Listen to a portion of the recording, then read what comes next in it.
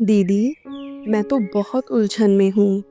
जब भी मैं अपने रिश्तेदारों से बात करती हूँ या ऑफिस में ब्रेक के समय साथियों से बात करती हूँ, तो बातों-बातों में किसी न किसी तीसरे व्यक्ति की आलोचना शुरू हो जाती है। पहले तो मुझे लगता था कि मैं तो कुछ बोल ही नहीं रही हूँ, तो मैं दोषी नहीं हूँ।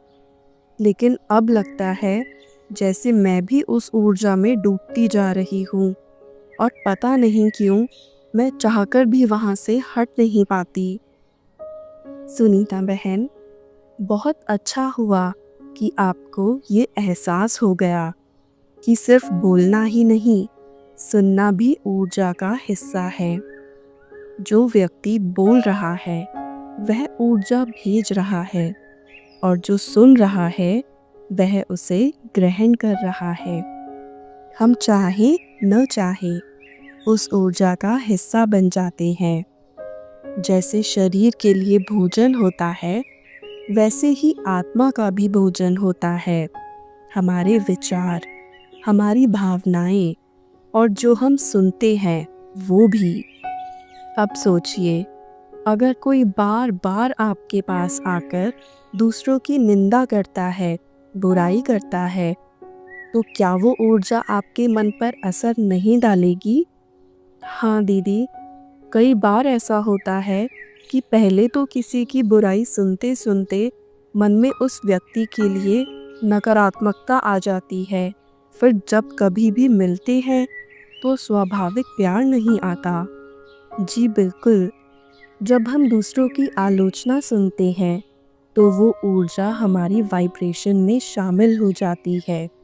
अब सोचिए, अगर आप रोज़ ऐसा करती हैं तो आपके मन का क्या हाल होगा?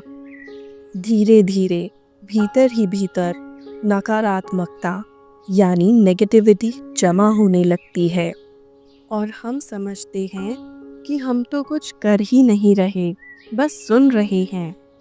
मैं आपको एक छोटी सी कहानी सुनाती हूँ। एक बहन थी, रेखा, बहुत ही सीधी साधी, लेकिन जब भी वो दफ्तर जाती, उनके दो सहयोगी रोज किसी न किसी की बुराई करते थे। शुरू में तो वह चुप रहती थी, लेकिन धीरे धीरे वो भी उसका एक पार्ट बन गई। कुछ दिन बाद उन्होंने अनुभव किया कि उनका मन भी अशांत रहने लगा है। छोटी छोटी बातों पर चिड़चिड़ापन आने लगा है।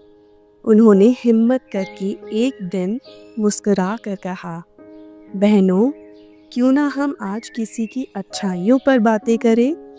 पहले तो सब चौंके, लेकिन जब उन्होंने प्यार से बताया कि ये सब सुनना उनके मन को भारी कर देता है, तो धीरे धीरे माहौल बदलने लगा। लेकिन दीदी, कई बार लोग इतने करीबी होते हैं, मना कैसे करें? अगर हम कहेंगे कि मुझे ये सब नहीं सुनना, तो उन्हें बुरा लग सकता है ना? बिल्कुल बहन, लेकिन सोचिए, क्या किसी को दुख ना पहुँचे इसलिए हम अपनी आत्मा को दुख देते रहें? नहीं कहना कोई कठोरता नहीं है। अगर आप स्नेह से, प्रेम पूर्वक कहें कि बहन, मुझे अच्छा नहीं लगता किसी की बुराई सुनना, चलो किसी और विषय पर बात करते हैं, तो यकीन मानिए, धीरे धीरे लोग भी आदर करना शुरू कर देंगे। जैसे हम संक्रमित भोजन से बचते हैं, वैसे ही मन को भी दूषित बातों से बचाना है। गॉसिप, निंदा, आलोचना, ये मन के लिए जंक फूड है। ये हमारी सोच, हमारी ऊर्जा को धीमा कर देते हैं। आपके ना कहने से 3 आत्माएं बच जाएंगी। पहली आपकी, जो उस नकारात्मक ऊर्जा का हिस्सा बन रही है। दूसरी वो जो गलत बोलने से बचेगी और तीसरी वो जिसकी बुराई की जा रही है। दीदी, आज तो जैसे आंखें ही खुल गईं। अब मैं सचमुच ध्यान रखूंगी कि मैं क्या सुन रही हूँ, किससे सुन रही हूँ और किसे क्या कह रही हूँ। यही तो योगी जीवन है, जहाँ हम सिर्फ अपने कर्मों की नहीं, अपने विचारों और सुनने की भी जिम्मेदारी लेते हैं।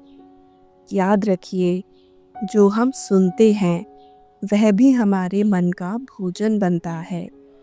और अगर हम रोज नकारात्मक बातें सुनते हैं तो हमारे मन की शक्ति कमजोर होती जाएगी। जब आत्मा स्वच्छ ऊर्जा को ग्रहण करती है तो जीवन में शांति, शक्ति और सच्चा आनंद आता है। ओम शांति।